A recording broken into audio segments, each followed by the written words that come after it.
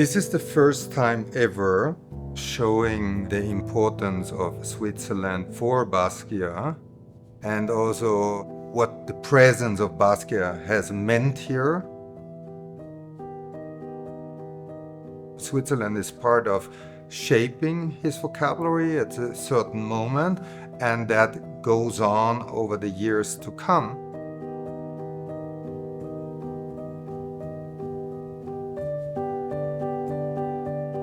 The first time he came to Switzerland was in September 1982, after he got really the first great acknowledgements in Europe. Bruno Bischofberger had seen the work of Jean-Michel Basquiat already in the New York New Wave exhibition. He's a New York artist. He grew up in Brooklyn, he made his career in New York, and the first works speak about New York.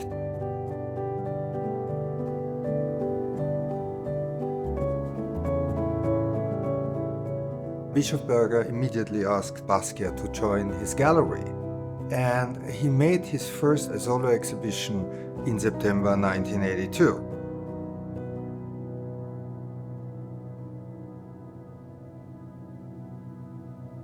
The relationship with Bruno Bischofberger and his family, with Yo-Yo and the kids, was very important for Basquiat. Usually he would come to St. Moritz and spend some time with the family here and do some artworks, but in a very different environment, very different inspiration.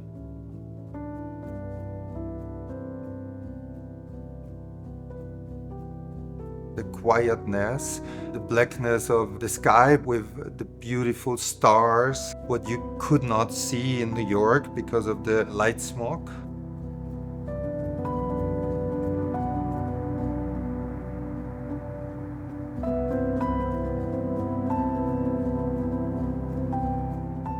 There is a beautiful work from 1984, Big Snow, which is very much inspired by the Swiss Alps and the Engadin. But it actually speaks about the Olympic Games in 1936, and it speaks about Jesse Owens. He goes back to the worst system ever of an industrial murder in history and kind of reflects onto the relation of an African American athlete at these Olympic Games.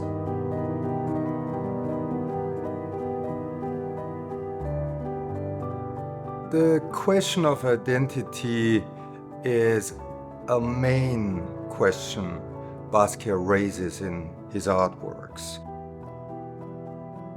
The identity as an African American male, the identity of what it means to live in a society based on racism.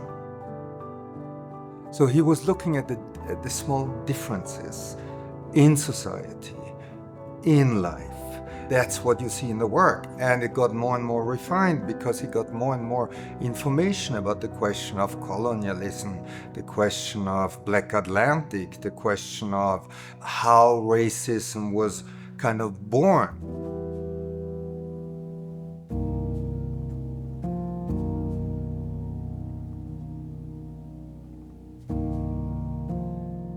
I think it's very important to look also at the concept of language in this case. The language of English, Spanish, these were the main languages which you find in his works. But he was many times in Switzerland. So what he loved is the E in the words. It was like a sign by itself. With teeth, it kind of represented the grit of the teeth. For example, he writes teeth instead of painting or drawing the teeth. It's a very interesting concept. It represents it by the word, but the structure of the word itself is also a visual element, which is very important.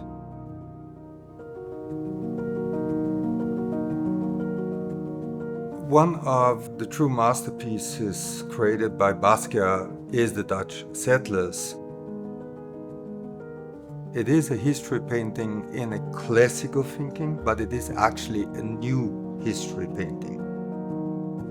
First, he has 9 panels. Then he combines them and connects them by motifs, paints, and then he might even sample them again and change the position until he gets a final composition and then unifies it, maybe. So it's a very interesting process. It's very much like hip-hop, it's sampling. Some of his best friends, like Michael Holman, Fab Five Freddy, were founders of hip-hop, so he was very close to it.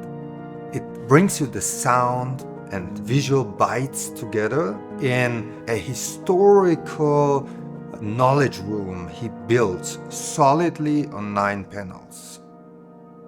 It tells people a lot about the artistic practice of Basquiat in general, how he picks up ideas and integrates it in the cosmos of his ideas.